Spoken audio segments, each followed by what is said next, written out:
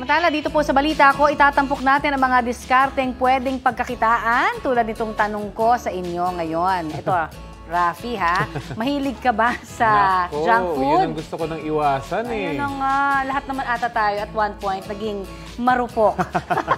Eto, alam mo ba, nasa Kalasyaw, Pangasinan, may diskarte ang ilang kabataan para sa healthy chips na pwedeng ipang negosyo. Eto na, panoorin po natin yan sa Balitang Hatid ni Claire Lacanilaw ng GMA Regional TV 1 North Central Luzon. Hanap mo ba'y chichiryang hindi nakakagilty sa kalusugan? Ito ang alternatibong snack na gawa ng ilang kabataan sa Kalasyaw, Pangasinan. Ang tofu chips. Paano ba gawin ito? Tustahin ang sesame seeds sa isang kawali. Pagkatapos, paghaluin sa isang bowl ang harina, tinustang sesame seeds, asukal, tokwa, asin at itlog. Durugin at masahin hanggang sa maging dough. I-flatten at hulmahin sa maliliit na hugis diamond gamit ang kutsilyo o pizza slicer. Pwede na itong i-deep fry sa mainit na mantika hanggang sa maging golden brown.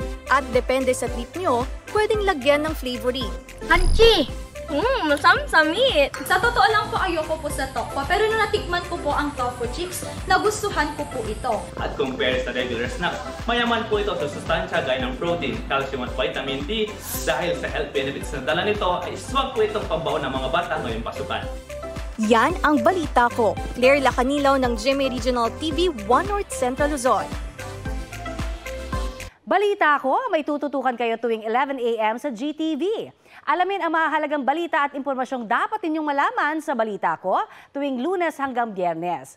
Mag-subscribe din po sa GMA Integrated News sa YouTube. Sa mga kapuso naman abroad, maaari po kaming masubaybayan sa GMA Pinoy TV at www.gmanews.tv.